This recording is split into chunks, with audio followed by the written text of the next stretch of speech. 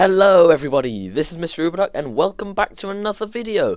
And before I start, I'd just like to wish you all a very Merry Christmas. It is Christmas Eve at the time of recording, probably will be when I upload this, but yeah, I just want to say have a great Christmas you all.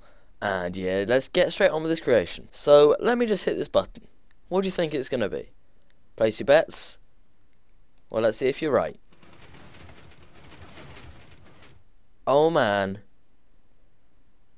It's a flush staircase coming from the ceiling, coming from a 3-high ceiling.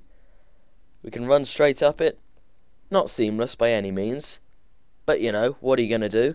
We can go up and down with ease, and then if we just hit the button again, it all pulls itself nicely back into the ceiling, completely flush, and no one would know a thing. So this thing is actually the world's smallest of its kind. Yeah, ignore that. It's incredibly small. No idea how I got it to work, and I don't actually know how it works, so if I try and explain this, I will fail because it just happened, basically, after a lot of messing around. And yeah, but it's working in the end, so that's a good thing, I guess. So why don't we play a game? How small do you think this thing is? 400 blocks? 300 blocks? Maybe 500 blocks? How small do you think it is? Post a comment. Yeah, now that you've had time to do that, let's take a look at how big this thing actually is. There it is. All the wiring. Right there. This thing is absolutely tiny. If you want the exact dimensions, it's 8 long by 5 tall by 4 wide, giving a total of 160 blocks.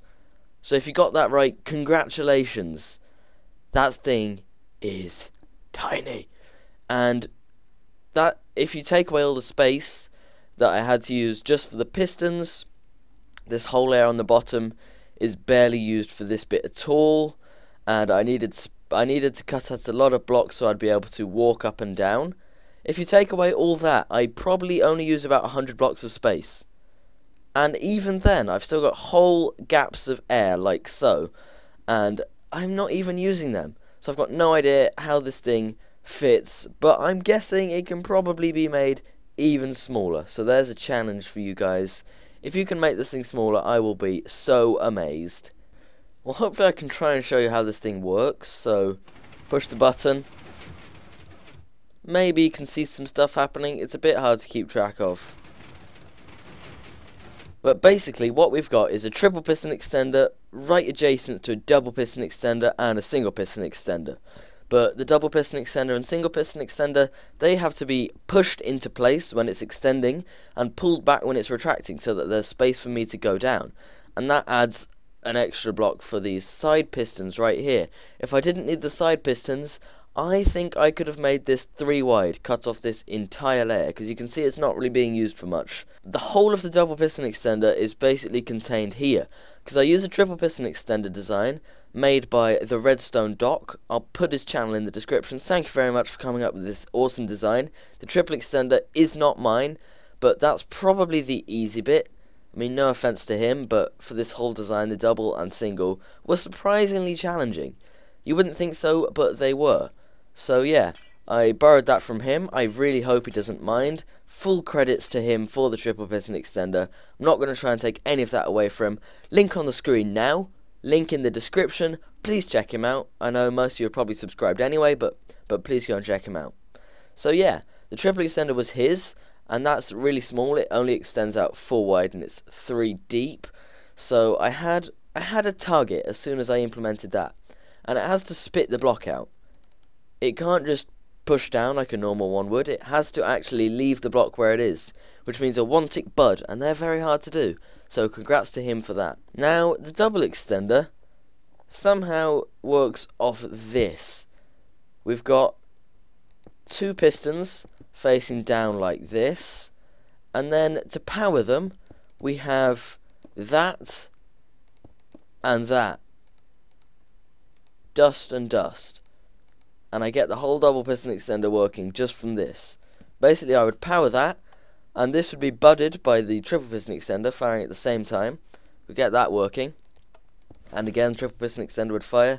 We actually have a piston there, so that's how that works. Then after that we need to turn this off, then turn it back on very quickly, so like that, and that will not give Minecraft enough time to repower the top piston, so it will bud this piston, and that's really hard to get the timing right.